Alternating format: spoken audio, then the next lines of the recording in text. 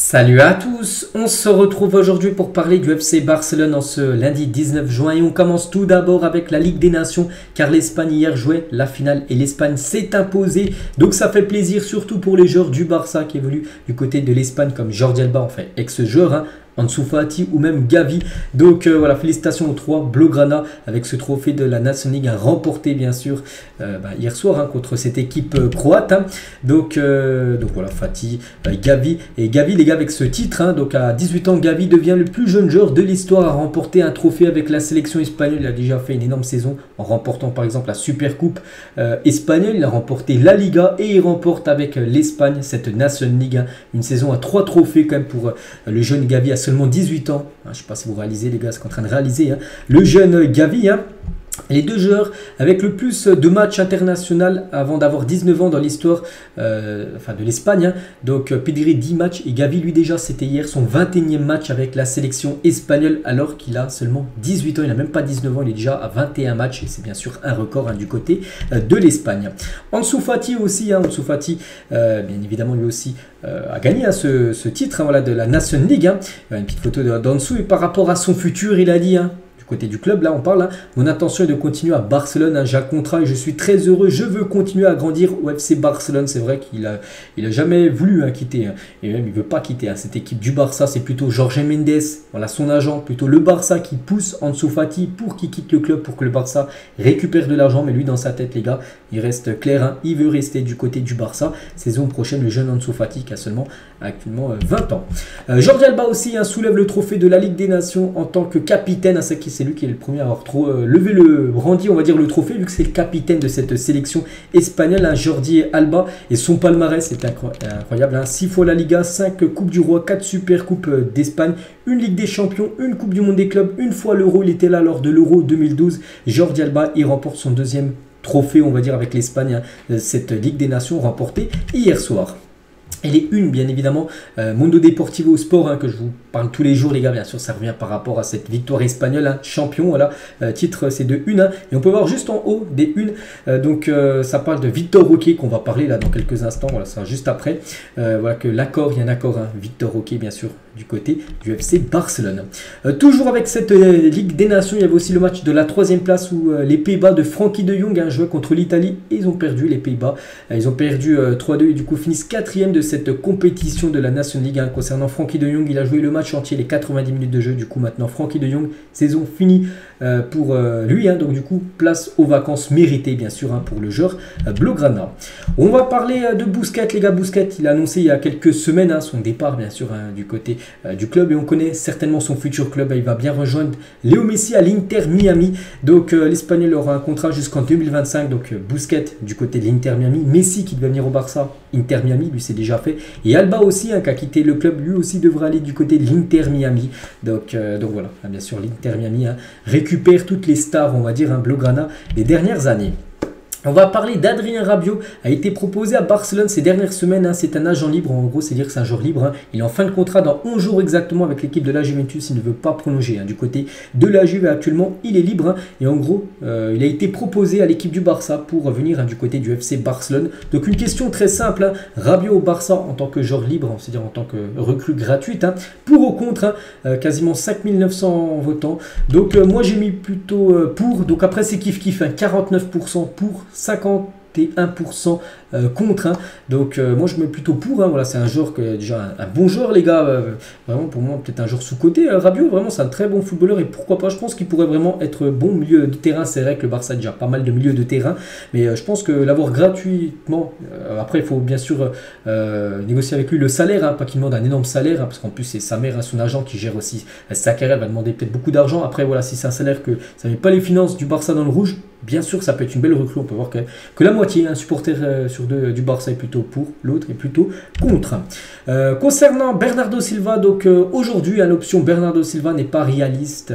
En gros, d'après Gérard Romero, c'est trop compliqué, même si le Barça Xavi aimerait bien sûr avoir Bernardo Silva, en gros c'est trop compliqué, surtout financièrement, le Barça ne peut pas s'aligner sur ce que demande Manchester City pour s'offrir Silva. Donc en gros voilà, c'est une option écartée à Bernardo Silva. Concernant un autre Portugais Portugais qu'on a beaucoup parlé en tant que rumeur du côté du club, c'est Ruben Neves. Et signer Ruben Neves est devenu très compliqué parce que l'équipe de Al Hilal a fait une offre très importante pour le joueur qui envisage sérieusement l'offre. Et en gros, il devrait bien rejoindre l'Arabie Saoudite. Comment dire, Ruben Neves. Et du coup, s'il va en Arabie Saoudite, il ne viendra pas du côté du Barça. N'oubliez pas que ce joueur, comme depuis quasiment 5-6 mois, on entend des rumeurs qui pourraient arriver du côté du club, mais il devrait plutôt aller du côté de l'Arabie Saoudite.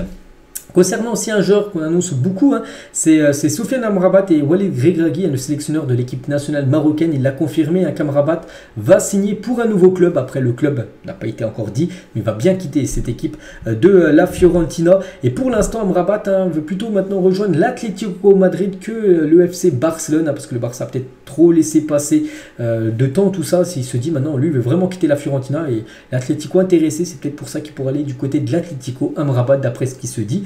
Actuellement. On va parler de Victor Roque.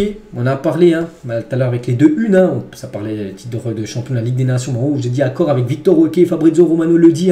Donc le Rodrigo n'est pas encore dit. Il a dit le Rodrigo sur la signature de Victor Roque arrivera très bientôt. Certains détails sur les commissions et les taxes manquent encore pour que ça soit sûr pour Fabrizio Romano pour mettre son Rodrigo. Puis quand il met ça, c'est sûr que le jour arrive. Donc le Barça se rapproche de l'accord. Donc j'ai dit pour Victor Roque, ce serait 35 millions d'euros plus 10 millions de bonus. Ça ferait un transfert à 45 millions d'euros, bonus inclus. Donc contrat jusqu'en 2028.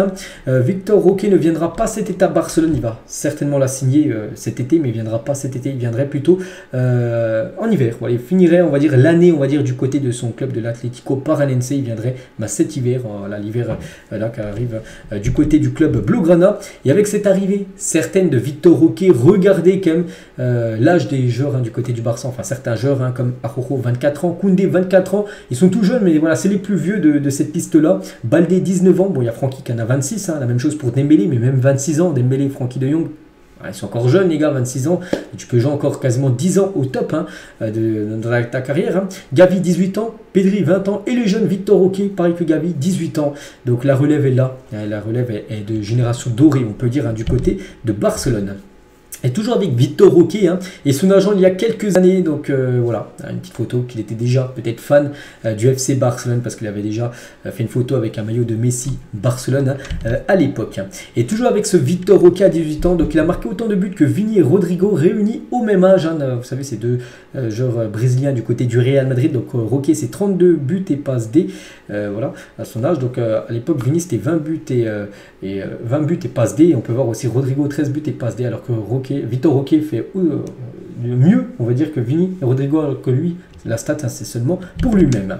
Donc voilà ce qu'à dire sur Victor Roque, ça sent très très bon et l'annonce officielle pour intervenir là à tout moment. On va parler de départ les gars, le Barça veut boucler les départs d'Umtiti et l'Anglais avant le 30 juin, on est le 19, donc d'ici une dizaine de jours, le départ officiel d'Umtiti et Clément Lenglet devrait être officialisé par l'équipe. Concernant Gundogan, donc l'agent de Gundogan a envoyé des messages positifs au Barça ces dernières heures. Positif, c'est-à-dire que peut-être ça peut sentir bon pour Gundogan. Donc Gundogan est proche de rejoindre Barcelone d'après Mundo Deportivo. Donc après l'arrivée certaines de Victor Roque, peut-être Gundogan aussi serait très bien pressenti pour débarquer du côté du club. Et là aussi, ce serait vraiment une grosse masterclass au vu de la saison qu'il vient de faire. Gundogan, après avoir tout remporté du côté de City, enfin quasiment tout, le triplé, donc il pourrait débarquer surtout gratuitement du côté du club. Donc que dire, bien sûr, si ça se fait les gars, ce serait vraiment une grande réussite pour le mercato catalan. Concernant Christensen, d'après un sondage mené par Mundo Deportivo, le club a élu Christensen comme la meilleure signature de la saison. L'été dernier, vous savez, il y a eu pas mal de joueurs qui sont arrivés. Christensen, il y a eu Lewandowski, il y a eu les autres joueurs. Bon, j'ai plus trop de noms en tête, mais voilà, la meilleure recrue, les gars, reste quand même Rafinha. Meilleure recrue reste Christensen, d'après un sondage réalisé par Mundo Deportivo. C'est vrai qu'il a fait une magnifique saison, bien sûr, le défenseur danois. Lewandowski, quelques déclarations. Les Allemands sont différents des Espagnols à Barcelone. Les gens sourient tous les jours. Il dit qu'en Allemagne, les gens tirent la gueule en gros. Après peut-être vu qu'il y a le soleil, tout ça, le climat qui est plutôt meilleur on va dire à Barcelone que plutôt du côté de l'Allemagne, c'est peut-être pour ça. Bref, toujours avec Lewandowski, je ressens quelque chose de magique au Barça. Chaque jour que je mets ce maillot, j'ai l'impression d'être dans un endroit spécial. Toujours avec Lewandowski, la première fois que j'ai foulé le terrain du Spotify Camp Nou, non seulement j'ai ressenti l'histoire, mais j'ai compris pourquoi le Barça est plus qu'un club. Hein. Toujours avec Lewandowski, chaque jour à Barcelone est fantastique, toute l'atmosphère, comment les gens me regardent, comment ils m'approchent, hein, j'en suis très très fier parce que ouais, il est ultra connu, parce que les Barcelonais connaissent très bien l'équipe du Barça, ils suivent beaucoup le football et ils connaissent bien sûr Lewandowski, donc quand il marche dans la rue, tout ça, donc il est beaucoup sollicité, puis il est très fier de ça, tout simplement, Lewandowski. Hein. Toujours avec lui, nous savons que maintenant toutes les équipes voudront nous battre et nous devons être prêts pour la saison prochaine vu que le Barça a remporté la Liga, donc voilà, ça sera l'équipe à battre, on va dire, saison prochaine. Hein. Et je pense que ça a été une très bonne saison, c'est un grand défi de tout mettre en œuvre pour pouvoir se battre pour tous les titres dans un club en reconstruction. C'est vrai que la saison prochaine, bon, la Liga sera un objectif, mais je pense que l'objectif numéro 1, hein, ça sera la Ligue des Champions saison prochaine. La gagner, hein, serait magnifique, mais au moins aller en demi-finale, je pense que ça serait ça l'objectif numéro 1 saison prochaine. Et toujours avec Robert Lewandowski, hein, je suis heureux de faire partie de ce projet, j'apprécie chaque jour, chaque minute et chaque match avec le FC Barcelone. Et on finit les gars cet épisode aujourd'hui avec ça. Donc qui se souvient de ce couloir dans la visite du Camp Nou? Donc moi j'ai visité le Camp Nou, c'était il y a quasiment un an jour pour jour, hein, c'était tout début juillet l'année dernière, bref. Visite du Camp Nou. Donc tu arrives là, voilà, et regardez maintenant c'est en rénovation parce que le Camp Nou est actuellement en travaux, donc c'est pour ça que même le musée, tout ça, actuellement en travaux, hein, le stade aussi est en travaux, il sera fini hein, bien sûr ce stade en 2026 et on finit sur ça, donc j'espère que ça vous a plu, on se retrouve bien évidemment demain les gars pour le prochain numéro consacré à l'équipe Blaugrana, bonne journée à vous et à demain.